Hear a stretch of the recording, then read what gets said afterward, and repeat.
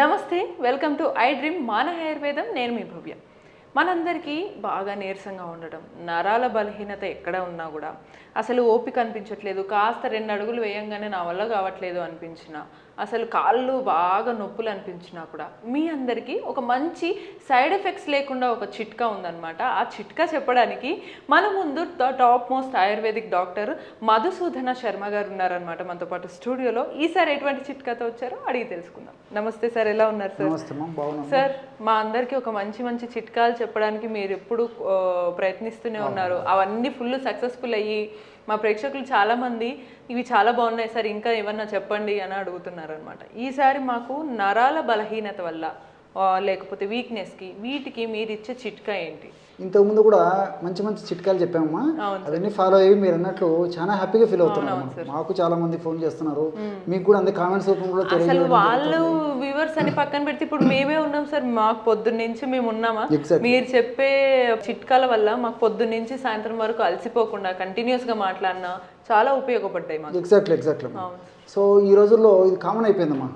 నరాల బలహీనత, వీక్నెస్, నీరసము, నిస్తరణ, అంతుబట్టని ఓపిక లేకపోవడము, అదేవిధంగా కాళ్ళు చేతులు లాగుతుండడము, తల బరువుగా ఉండడము, ఎప్పుడు నిద్రపోదాం అనిపిస్తుండడము, ఎవరితో మాట్లాడాలన్నా యాక్టివ్గా తిరగాలని మనసులో అనిపించినా కూడా తిరగలేకపోవడమా.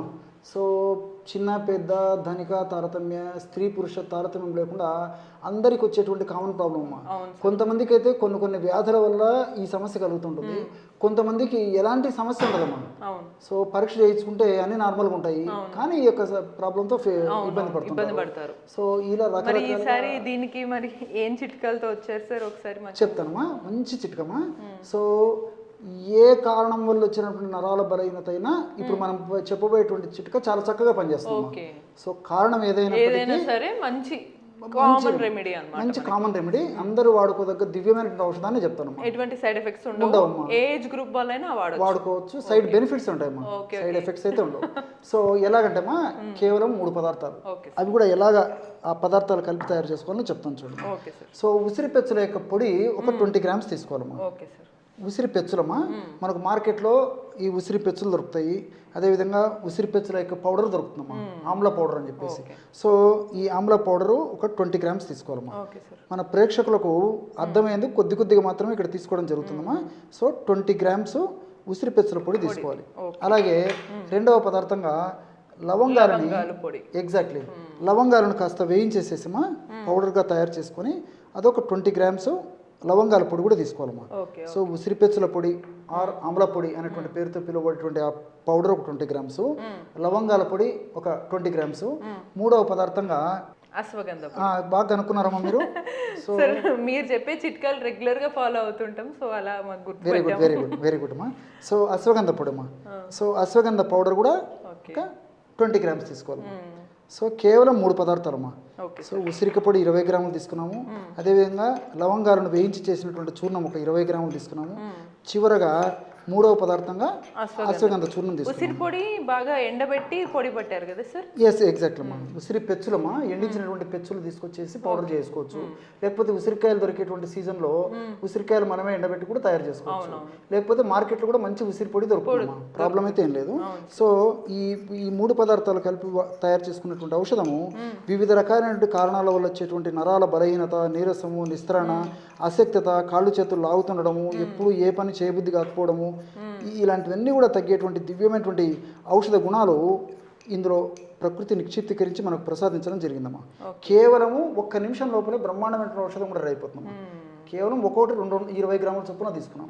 ఈ విధంగా తీసుకోవడం వల్ల ఏమవుతుందంటే 60 గ్రాముల ఔషధం రెడీ అయిపోయింది. దీన్ని ఎలా తీసుకోవచ్చు చెప్తానమ్మా. ఈ యొక్క 60 గ్రాముల ఔషధాన్ని ఒక గాజు సీసాలో నిల్వ ఉంచుకోవాలమ్మా. రోజు ఉదయం ఆహారానికి ఒక అరగంట ముందు, రాత్రి ఆహారానికి ఒక అరగంట ముందు.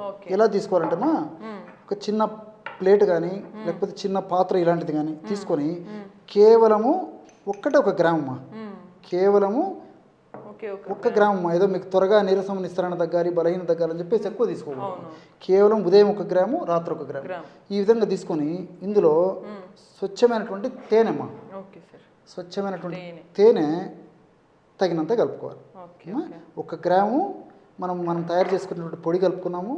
ఆ 1 గ్రాము పొడిలో మనం తయారు చేసి పెట్టుకున్నటువంటి 1 గ్రామ్ పొడిలో స్వచ్ఛమైనటువంటి తేనె తగినంత 1/2 టీ స్పూన్ నుంచి 1 టీ స్పూన్ వరకు అమ్మా.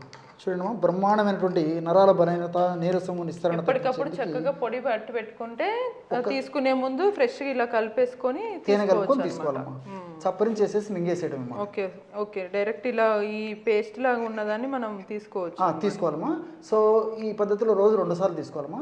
ఒకవేళ తేనె మనకు మంచి దొరకకపోయినా, మీరు కొన్ని ఇంగ్రీడియంట్స్ చెప్పినప్పుడు షుగర్ పేషెంట్స్ తేనె, బెల్లం లాంటివి వాడకండి అంటారు, వాళ్ళు ఎలా తీసుకోవచ్చు? వాళ్ళు ఒక 50 ml మిల్క్లో కలిపి తీసుకోవచ్చు. Okay okay. సో ఈ విధంగా తేనెతో వాడుకోవచ్చు, మిల్క్తో తీసుకోవచ్చు. ఒకవేళ ఎప్పుడన్నా తప్పని పరిస్థితి, ఒకవేళ టైం కుదరకపోతే ఏదో ఒక సందర్భంలో కాస్త నీళ్ళతో కూడా తీసుకోవచ్చు అమ్మా. ఓకే. సో కాస్త నీళ్ళలో కలుపుకొని గోరువెచ్చని నీళ్ళు కూడా పర్లేదు, మామూలు టెంపరేచర్ ఉంటుంది వాటర్తో కలిపి తీసుకున్నా సరిపోతుంది. సో ఈ విధంగా ఏ పద్ధతిలో తీసుకోవచ్చు, తేనె కానీ, పాలు కానీ, నీళ్లు కానీ. ఓకే, దీన్ని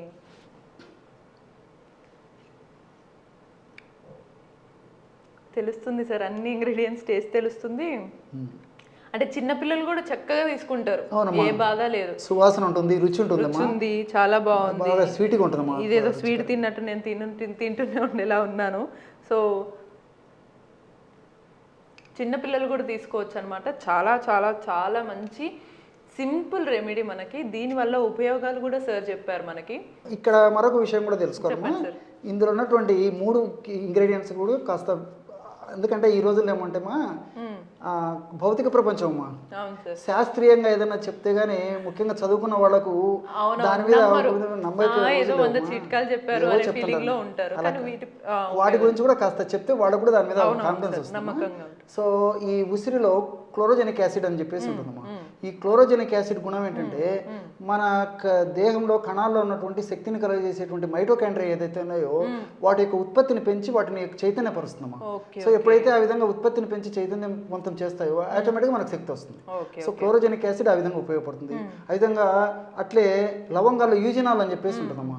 ఆ యూజినాల్ కూడా ఆ విధంగా ఈ మైటోకాండ్రియా మీద పనిచేసి శక్తిని కలుగజేసేందుకు ఉపయోగపడుతుందమ్మా. అదేవిధంగా 3వ పదార్థంగా అశ్వగంధ. చెప్పాను కదమ్మా.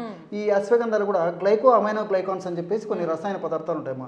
సో ఈ గ్లైకో అమైనో గ్లైకాన్స్ యొక్క గుణం కూడా ఏంటంటే, మన దేహంలో ఉన్నటువంటి కణాల్లో ఉన్నటువంటి శక్తిని కలుగజేసేటువంటి ఈ మైటోకాండ్రియా సంఖ్యను పెంచడమే కాకుండా మైటోకాండ్రియాని ఉత్తేజపరుస్తాయమ్మా. ఎప్పుడైతే సంఖ్య పెరిగిపోయి ఉత్తేజం అవుతుందో, మనకు ఏ కారణం వల్ల వచ్చినటువంటి వీక్నెస్ అయినప్పటికీ, అనేక రకాల కారణాల వల్ల వీక్నెస్ వస్తుంటాం, ఆ వీక్నెస్ ఉన్నప్పటికీ ఆ వీక్నెస్ లేకుండా చేసేందుకు ఈ అశ్వగంధాలు ఉన్నటువంటి ఈ గ్లైకో అమైనో గ్లైకాన్స్ ఉపయోగపడతాయి. మనం మరి ఈ 3 పదార్థాలు కలిపి ఒక ఔషధంగా మలుచుకుంటున్నాం కాబట్టి ఫలితాలు మరింత శీఘ్రంగా, సత్వరమే, చాలా ఫాస్ట్గా ఉండేదానికి కేవలం అరగంటలో దానికి ఫలితం మొదలవుతుంది. సూపర్. సో చూసారు కదా, ఈ చిట్కాలు ఎంత అద్భుతంగా ఉన్నాయో అంతే అద్భుతంగా రిజల్ట్స్ని కూడా ఇస్తున్నాయి. అది కూడా చాలా క్విక్గా, వితౌట్ ఎనీ సైడ్ ఎఫెక్ట్స్. ఇట్లాంటి సింపుల్ క్యూట్, మంచి హెల్తీగా ఉండే చిట్కాల కోసం కీప్ వాచింగ్ మన ఆయుర్వేదం.